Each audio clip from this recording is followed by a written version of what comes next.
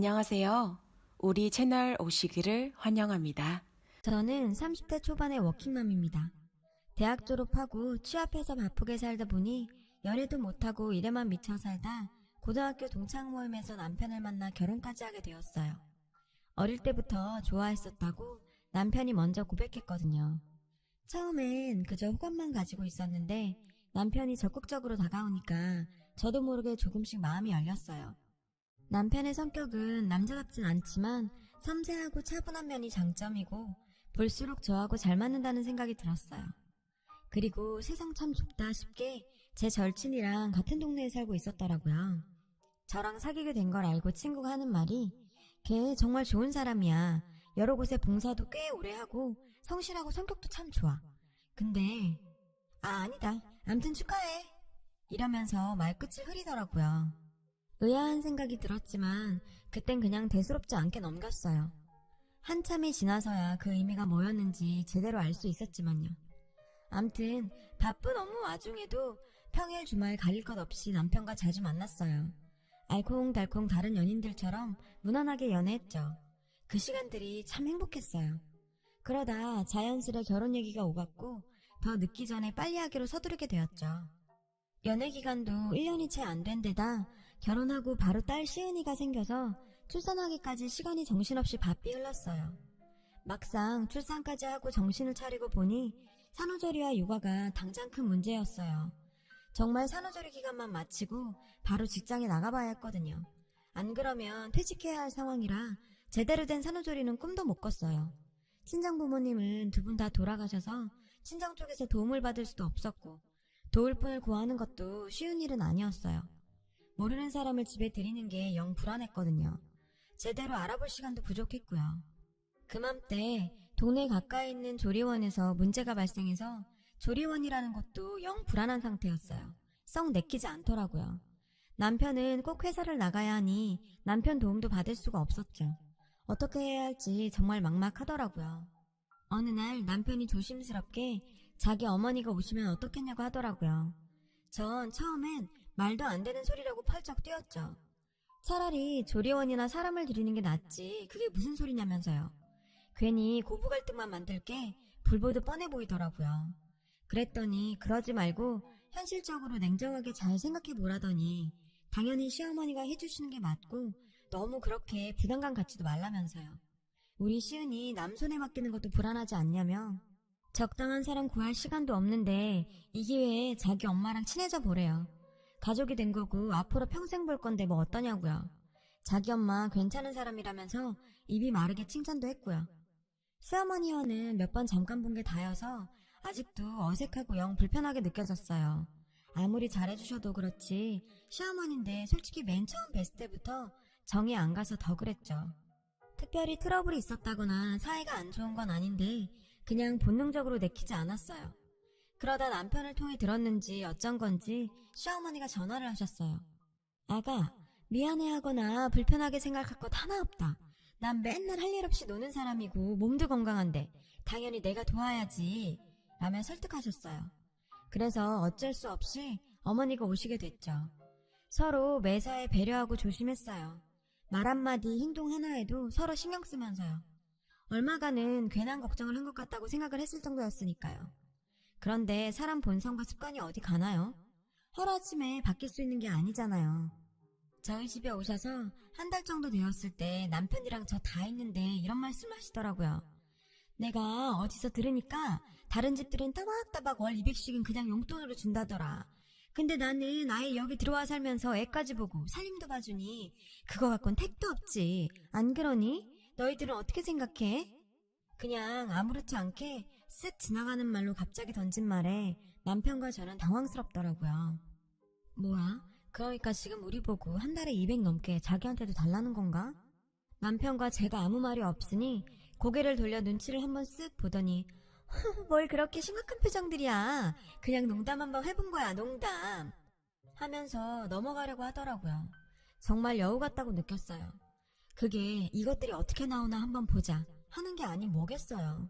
그러더니 아유 난 그렇게까진 필요 없고 그냥 100 정도만 줘도 된다 이러더니 피곤하다면서 방으로 들어갔어요. 남편이랑 저는 방에 들어와서 얘기를 시작했어요. 자기는 방금 어머님 말씀 어떻게 생각해? 그러니까 지금 돈을 달라시는 거잖아. 오셔서 힘들게 고생하시니까 감사의 뜻으로 드릴 생각은 나도 당연히 갖고 있었어.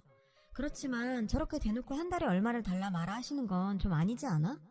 그러자 남편도 나도 그건 좀 아닌 것 같아. 그래도 오셔서 힘들게 도와주시는데 우리가 성의 표시는 해야지. 하길래 그래 당연히 그래야지. 근데 한 달에 100은 지금 우리 형편에 너무하잖아. 앞으로 시은이 키우려면 돈 들어갈 데가 한두 군데가 아닌데 갑자기 뜬금없이 저러시는 건 아니지. 처음부터 내가 억지로 부탁드린 것도 아니고 본인이 원해서 오시겠다고 적극적으로 나오신 데다 애초에 돈 얘긴 전혀 없었잖아. 돈 그렇게 드릴 거였으면 전문적인 도우미분을 드리는 게 훨 나았겠지. 안 그래? 자기야 괜히 열내지 말고 내가 엄마랑 나중에 잘 얘기해 볼 테니까 이만하고 쉬어. 뭘 어떻게 잘 얘기해 볼 건데. 걱정하지 말고 빨리 자. 라면서 자꾸 확답을 피했어요. 시어머니나 남편한테 이 얘기를 계속 꺼내기도 그렇고 괜히 저만 악덕며느리 되는 것 같아 짜증나더라고요. 조금 지나니까 그냥 될 대로 되라 하며 더는 신경 쓰고 싶지 않았어요. 아마 남편이 100만원씩 분명히 드렸을 거예요. 돈 문제뿐만 아니라 서서히 다른 데서도 문제들이 하나둘 생겨나기 시작했어요. 시어머니가 육아랑 집안 살림을 두루두루 봐주시기로 한 게 맞지만 저나 남편도 할 일은 했어요. 시어머님께만 다 맡기지 않았고 그럴 수도 없었어요. 아시잖아요.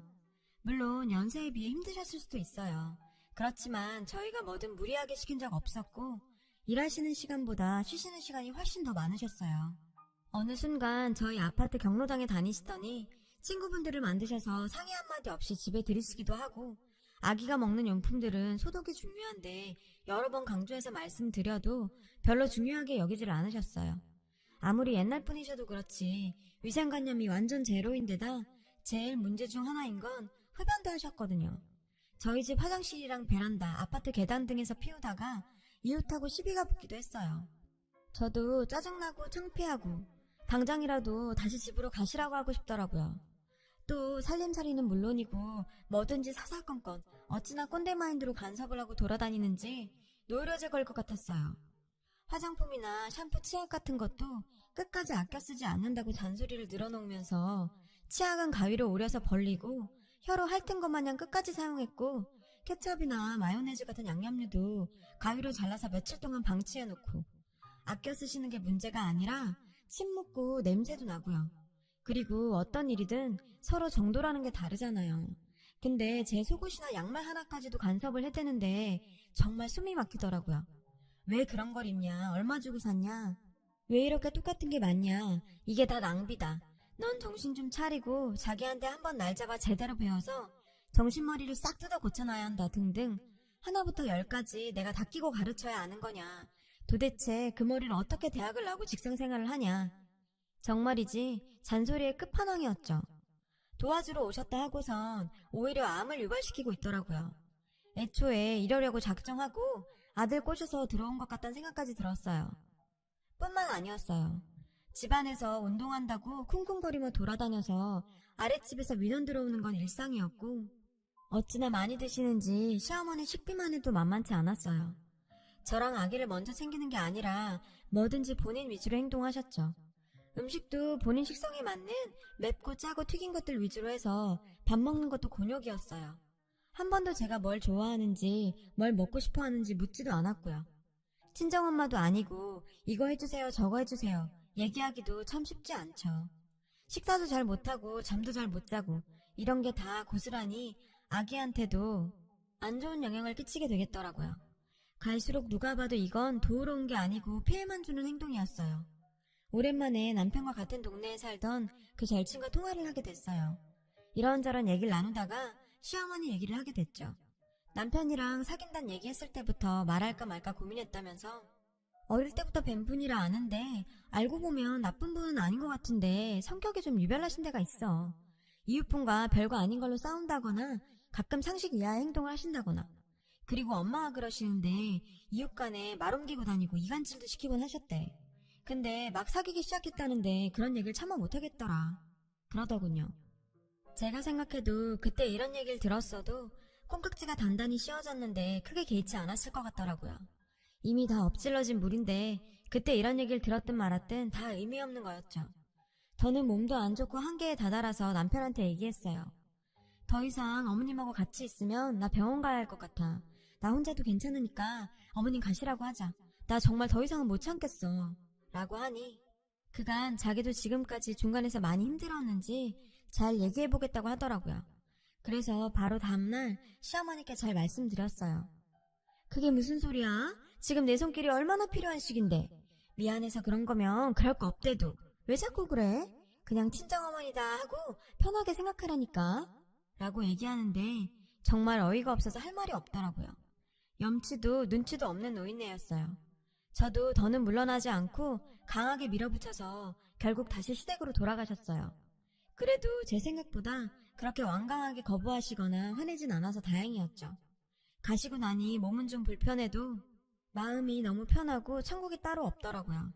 참 이게 얼마만에 느껴보는 자유로움인지 눈물이 다 날 것 같았어요. 가시고 나선 어쩔 수 없이 도우미분을 구할 때까지 남은 월차 영혼까지 끌어모아서 일주일간 휴가 신청을 했어요. 그런데 혼자서 감당하는 것도 하루 이틀이지 말처럼 쉬운 일은 아니었어요. 결국 남편 지인을 통해 입주 도우미분을 소개받았어요. 하루빨리 구해서 직장도 나가야 했기에 어서 모셔오라고 했어요. 만나서 말씀을 나눠보니 인상도 좋으시고 말씀도 조근조근하시고 더 겪어봐야 알 일이지만 참 좋은 분 같아서 바로 모셔왔어요. 같이 얼마간 지내보니 시어머니랑 어찌나 비교가 되던지 이분은 정말 프로시더라고요. 성실하시고 부지런하고 위생관념 철저하신 데다가 기본적인 인격이 바로 갖춰진 분이셨어요. 정말 이런 분과 함께하게 되어서 행운이란 생각이 들더라고요. 비용이야 많이 나가지만 조금 더 일찍 이분을 알았으면 시어머니랑 그 난리를 안 피워도 됐을 텐데 참 아쉬운 생각이 들 정도였어요. 시어머니는 참견도 못하고 돈도 아쉬웠는지 남편한테 틈틈이 전화를 하는 것 같았어요. 남편이 얘긴 안 했지만 눈치로 알 수 있었죠. 어느 날 제가 직장에서 돌아와 보니 여사님이 시어머니가 다녀갔다고 하시더라고요. 제가 없는 시간에 맞춰서 다녀간 게 분명했어요. 그냥 와서 집안을 둘러보고 여사님 개인에 대한 걸 꼬치꼬치 묻더니 그냥 가더래요. 여사님도 참 기분 나빴을 텐데 갑자기 들이닥쳐선 자기가 왜 그런 걸 묻고 가는지 정말 저희가 궁금해지더라고요. 그때뿐만이 아니었어요. 꼭 제가 없을 때만 다녀갔더라고요. 누가 봐도 일부러 노린 사람처럼요. 나 있을 때 오면 누가 뭐라고 하는지 정말 은근히 기분이 나빴어요. 그런 일이 몇 번 지속됐다 싶었을 때 어느 날 여사님이 조심스럽게 말을 꺼내시더라고요. 할머니가 몇 번 다녀가셨는데 가실 때마다 자꾸 안 좋은 말씀을 하시네요. 말씀을 드릴까 말까 고민 많이 했는데 말하는 게 나을 것 같아서요. 라며 녹음한 걸 들려주셨어요. 자기가 말로 하면 제가 못 믿을까봐 녹음을 하셨대요. 내용은 정말 기가 막히더라고요. 우리 며느리 성격이 아주 죽을 듯이 변덕이 심한 편이야. 금방 질릴 테니까 각오해요. 내가 아들한테 들으니까 걔가 여사님을 싫어해서 책 잡아서 내보낼 궁리를 하고 있다네. 그리고 걔가 어찌나 게으른 데다 위아래도 없고 싸가지가 없는지 말도 못해요. 그걸 듣고 있자니 머리가 어지랄 정도로 분노가 치밀더라고요. 자기를 내보내고 여사님을 들인 게 못마땅하고 질투가 났나 봐요. 그래서 저런 거짓말로 여사님이 제 발로 나가주길 바라서 한 행동으로 보였어요. 그 시큰한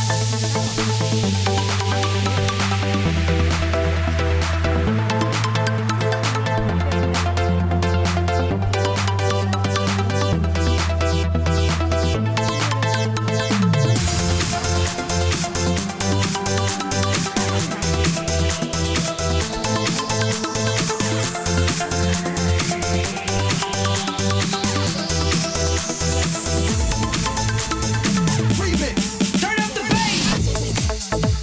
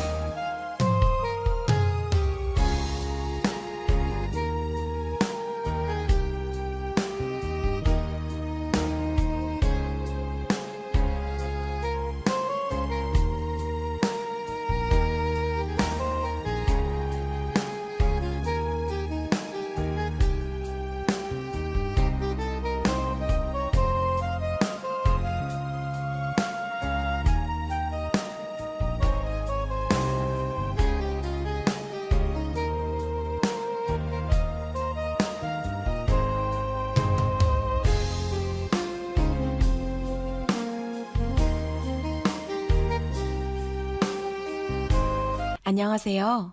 우리 채널 오시기를 환영합니다. 또 바리바리 많이도 싸웠더라고요.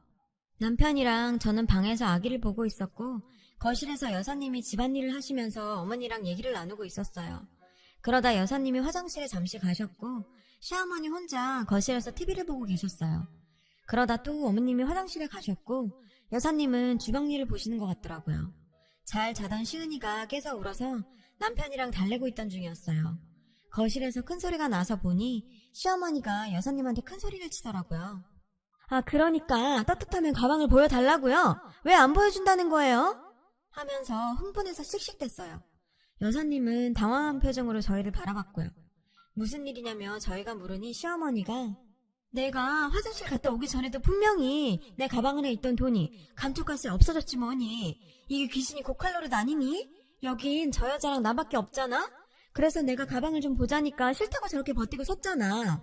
내가 화 안 나게 생겼어?